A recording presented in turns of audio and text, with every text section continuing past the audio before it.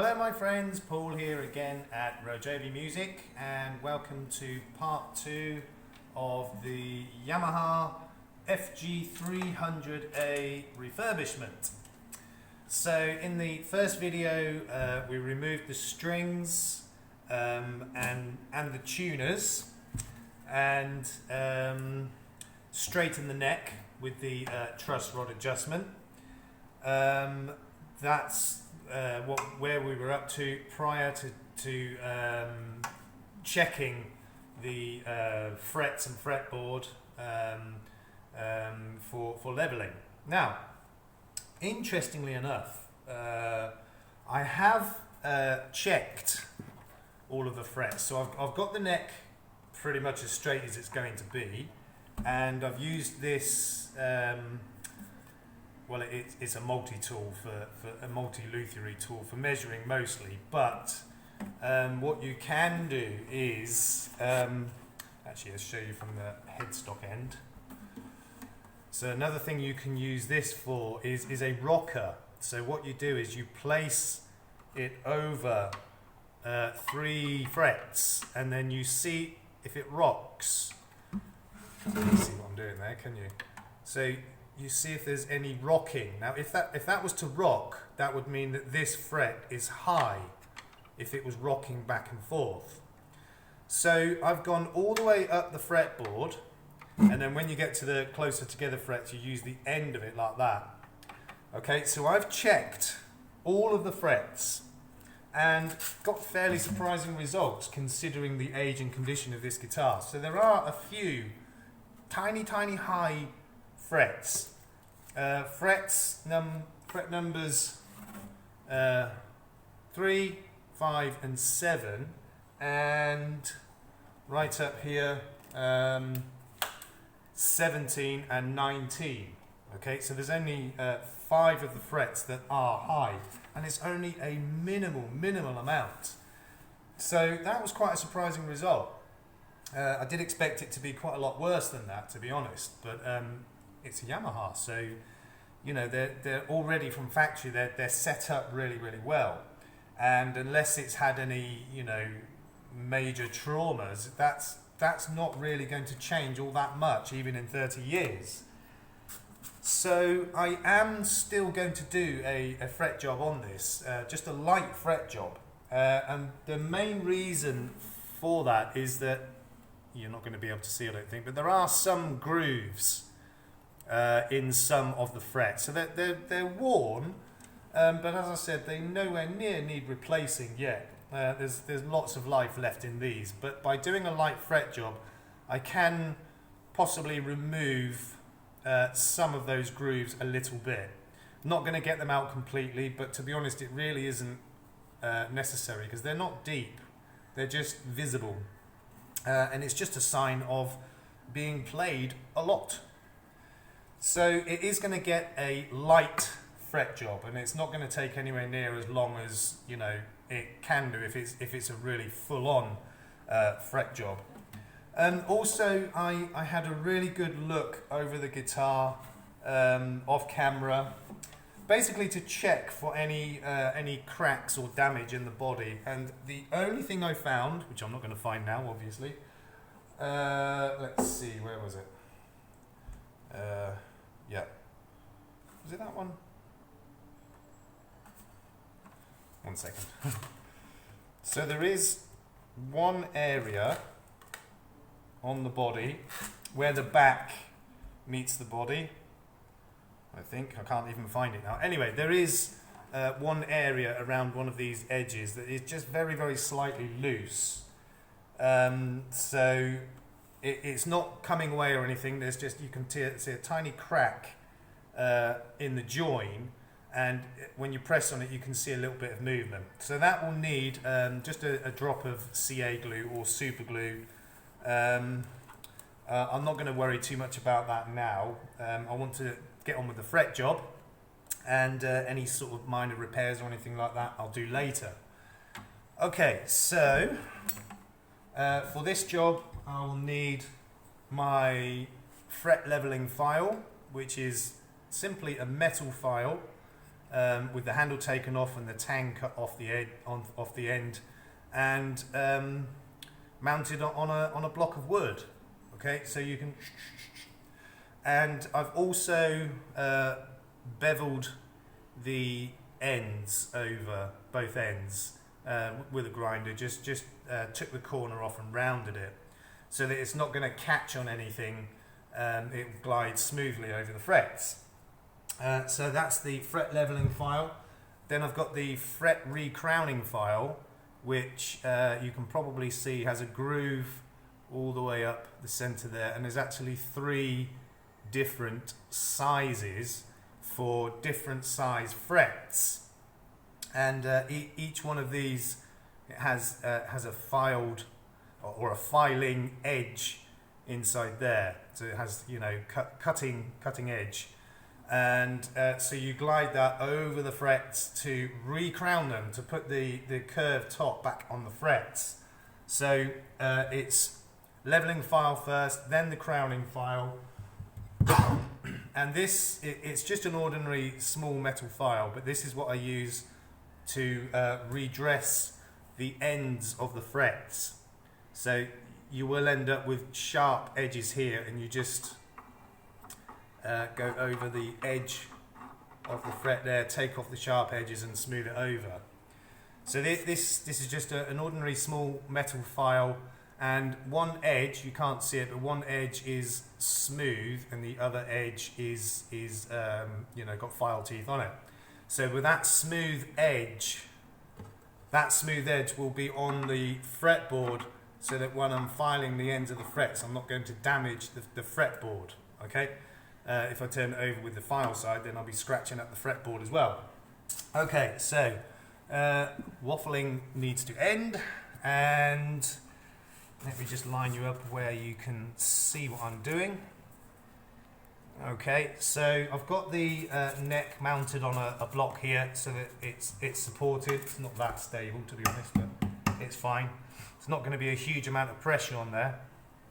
So starting with the fret leveling file, I will be making sure that I'm going evenly up and down the fretboard and side to side as well. Bearing in mind this is a radiused fretboard, so the frets are radiused as well, meaning they curve over this way. So I've got to keep that in mind and make sure that I'm following that contour while I'm doing the filing. So I have marked with a Sharpie the high frets. So those marks will be the first to disappear, and then I should see the shine start to come back on all of the rest of the frets, because it is, as I said, a lot more level than I was expecting it to be. So I'm going to make a start now. Will be a little bit of a noise alert, but here we go.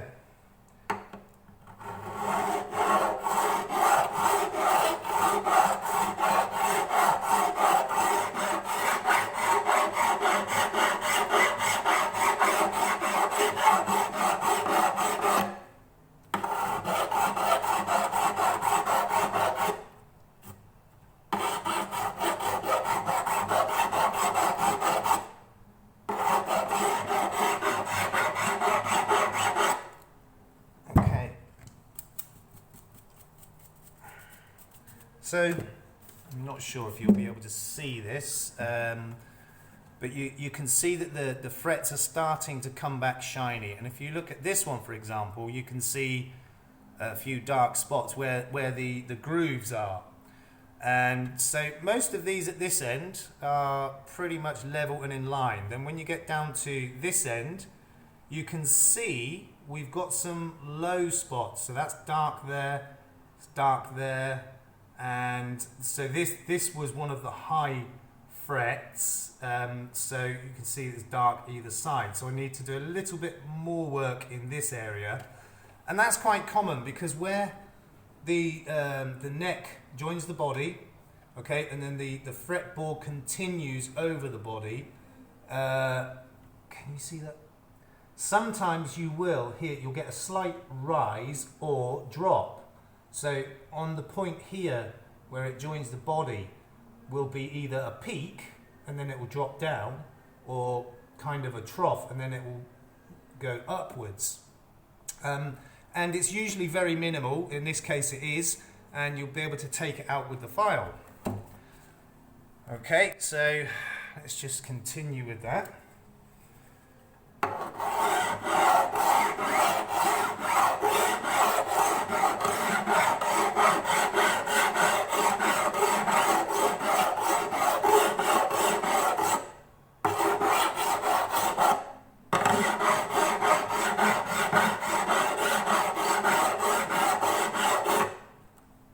Okay, starting to look quite good.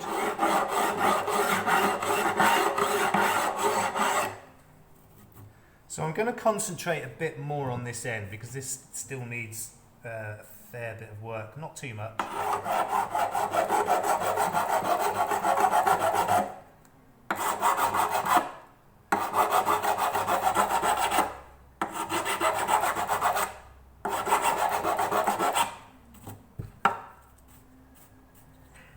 And these are not steel frets, they're usually nickel or something along those lines.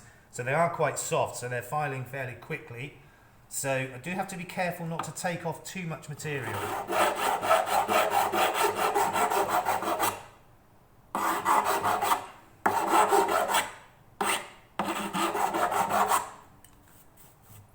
Okay, that's looking good.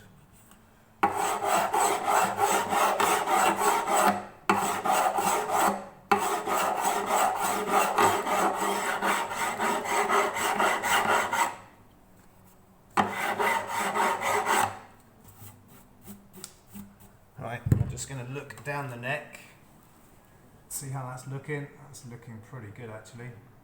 I don't see any high spots or low spots for that matter.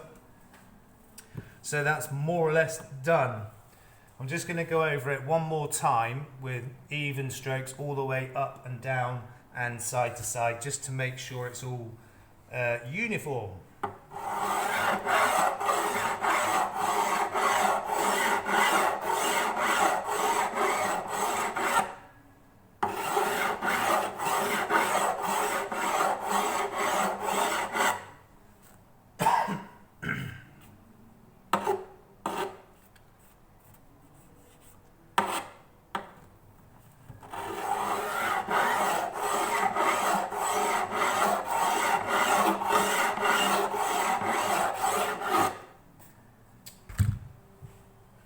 Okay, I'm happy with that. That looks just about perfect. As I said, some of the frets do still have those grooves in them. Actually, it's only the first 3 frets now that still have signs of those grooves in. I'm not going to take any more material off because it will be too much. And those grooves are very minimal. And in fact, when I do the recrowning, with the recrowning file, it will also take a little bit more of that out. So I'm going to show you how I do the recrowning on the first 3 frets at least. So as I said, this file has 3 different sizes. Now I can see these are medium frets, so I need to find the medium file, which is this one. Okay, so for this part, let's see if I can move in a bit closer. I'm going over the top of the frets, keeping it quite even. Let's just check I've got the right one again. Yep.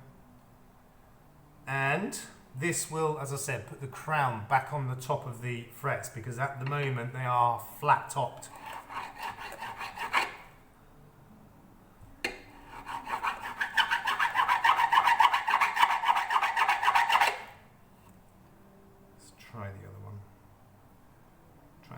First, might be a better one. Yeah, it feels better.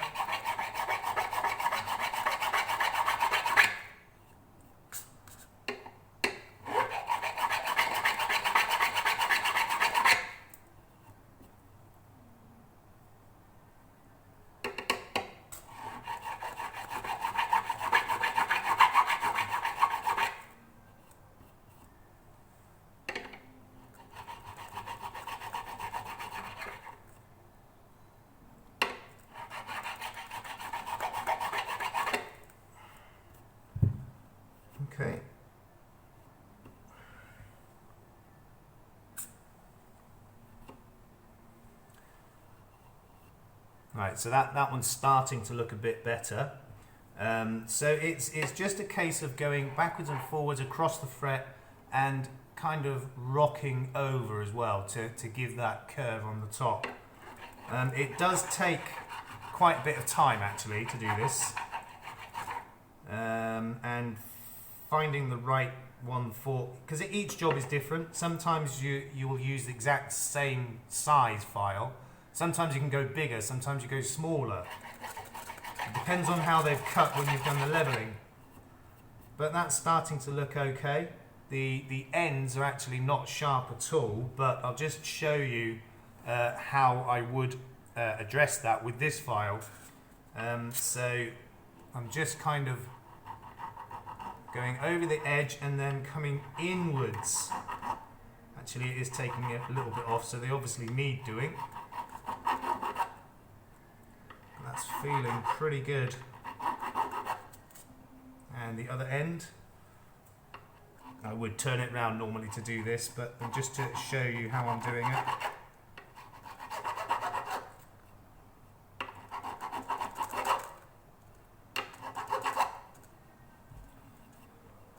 Okay, that's going quite well. So, one down, 19 to go. I'm not going to film all of it because it's quite a long process. It can take quite some time. But you've seen the process involved. That's what I'm going to be doing to all the rest of the frets. Once that's finished, I'm going to concentrate on the nut and the saddle. I've already started off camera just to get the nut and the saddle to fit, but they still need some refining with the shaping, and obviously I don't know what adjustments I'm going to need as far as height is until I get the strings on to see the height of the strings. So I'm going to continue this fret leveling off camera, and then, as I said, the next job is to make sure the nut and the saddle are fitting. Okay, there's no point doing the refining work just yet. So then I'll probably just make sure those are okay, and then I will probably start to do some of the cleaning. Certainly, once I've finished doing the frets, I'll need to clean up the fretboard. So I'll probably bring you back and show you that. In fact, I will on this video. Just decided. How much time have we got? 1 second. Yeah. Okay. So I'm going to pause this now. I'm going to finish the filing of the frets. Then when that's done, I'll bring you back. It will just be a second for you, and I'll show you cleaning up the fretboard itself. And I'll probably oil it as well. And I may need to do it again towards the end of the job, but we'll see. Because really, with the boiled linseed oil, you wipe it on to the board, you leave it about a minute, and then wipe off all of the excess. All of it. Take all the excess off, because it will sink into the wood, especially if the wood is pretty dry already. It will wick inside the wood pretty quickly. So once, after about a minute or so, anything you see left on the surface, it's not going to be sinking in. So you just wipe it off, and obviously that stops it being all sticky and messy as well. And it may or may not be today that I get this finished, I don't know, but certainly a few hours at least, for the oil to sink in, and then I'll see if it needs another coat. Usually it doesn't, but we'll see. Okay, so I'm going to pause this now, finish off the frets, and then bring you back when I'm doing the fretboard. Okay. Hello, welcome back. Okay, so I've finished recrowning and recrowning the frets and dressing the ends of them. It's all nice and smooth now. Oh, I've just found a couple of bits I still need to do. Okay, so the next part is to actually clean the fretboard itself. Now, there are a few different methods that different people use. This is not a high-end expensive guitar, so I'm not going to put more hours into it than is necessary. So this fretboard can be cleaned quite feasibly with one of these abrasive sponge pads. It's not super coarse, but it is coarse enough to remove the grime and everything from the fretboard itself. So because it's got, you know, sort of decent corners on it, you can use that to get right in up against the frets, because that's where a lot of the grime does accumulate and it's quite difficult to get out. You can, you know, take time with a little scraper and scrape it all out, but like I said, there's not enough money in this to spend that amount of time, and it will clean up quite sufficiently with this anyway. So I start by just getting right up close to the frets and get the grime out from the edge of the frets first, okay, and then actually the wood itself. Because obviously we've got these fingernail gouges in here, I need to try and get in those a little bit as well, to get the grime out from in there as well.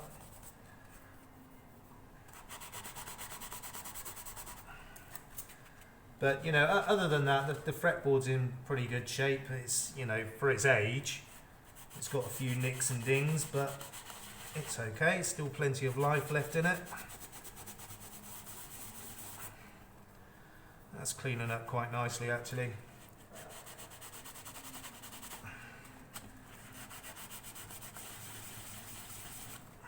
Yeah, not too bad at all.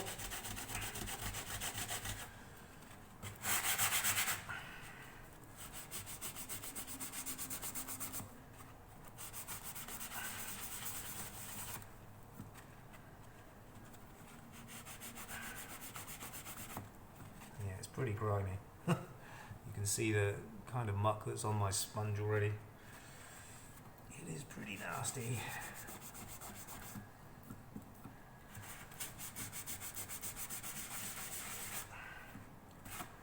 But as I said, this will clean it up sufficiently enough without spending too much time, because you know we're already probably an hour and a half into this, because I've done some of the work off camera.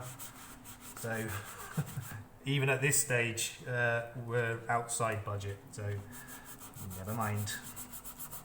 As I said, I want to do a good job, as I always do anyway, for all my customers. You know, because as any of you know who run any kind of business, getting customers is fairly easy. What really matters in any kind of business is customer retention, repeat customers. Because if you've got 100 customers one month, and then the next month you get 3 of those come back, that ain't so good. So customer retention is all important in any line of business, and you're only going to get that through your quality of work, your customer service, your pricing. You know, it all matters to the customer. And the fairer you are with your customers, obviously, the more likely they are to return. And I do have quite a few returning customers, with the instruments and with the teaching as well, so I guess I'm doing something right.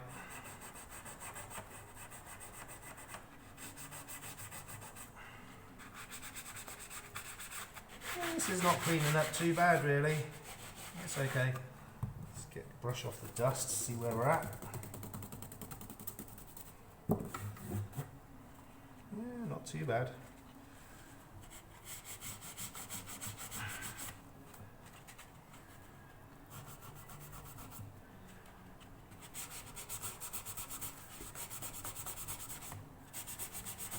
These abrasive pads are pretty good, because they're not aggressive, and because they're made of sponge, you can get into all nooks and crannies. And you know, when you get into this end of the fretboard, the frets are much closer together, the gaps are smaller, so it gets a bit more tricky to get in there. But that's not too bad.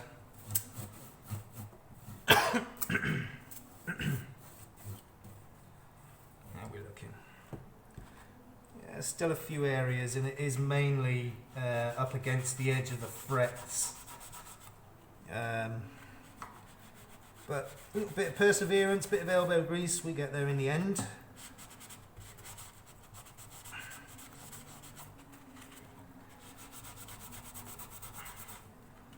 Not too bad. Not too bad at all. I mean, as I keep saying, considering the age of this guitar, something in the region of 30 years old, I doubt this has been done any more than once, possibly twice in its whole life. So, you know, we're trying to get rid of 3 decades of DNA and grime and all sorts of nastiness. How are we doing for time? Okay, nearly out of time. So I'm going to, I may need to do this again, but what I want to do is just show you, you know, what it will look like with a coat of boiled linseed oil on. I mean, I'm not sure how well you can see that compared to how it was before. It does look a whole lot better. I could probably do a bit more in places, and I probably will do. But as I said, I just want to show you what it looks like after you've cleaned it and then put a coat of the boiled linseed oil on. So I'm just going to do it quickly now. And as I said, I probably will, you know, clean this board up some more. Could do with a little bit more.